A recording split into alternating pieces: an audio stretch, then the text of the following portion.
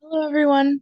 This video is going to show you how to add your mileage reimbursements onto your timesheet to make sure that you're reimbursed for any mileage that you may occur during working hours. So you're going to start on your main page. If you haven't watched the video about getting logged in to UKG, you can go and watch that now. But this is your main dashboard. And then the easiest way to navigate to that timesheet where you'll be entering that in is under Current Timesheet. So you should be familiar with entering your hours. This is pretty typical. And then once you're on this page, you're going to go up to Extra Pay and Counter Adjustments and click on that.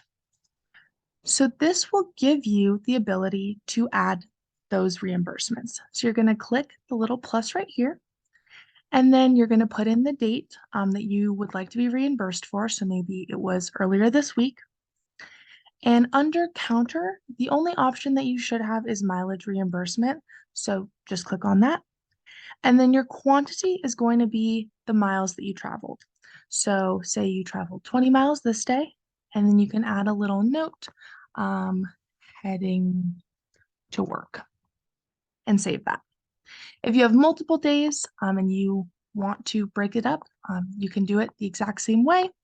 Maybe today was 25, and you have a little comment, headed to offsite location or something like that, just so your manager knows what you're talking about. Now, this dollar amount will not be filled in, but it will be showing up on your paycheck. You just won't be able to see it. So you're going to click save up here. If you're doing this day by day, saving as you go along is really helpful.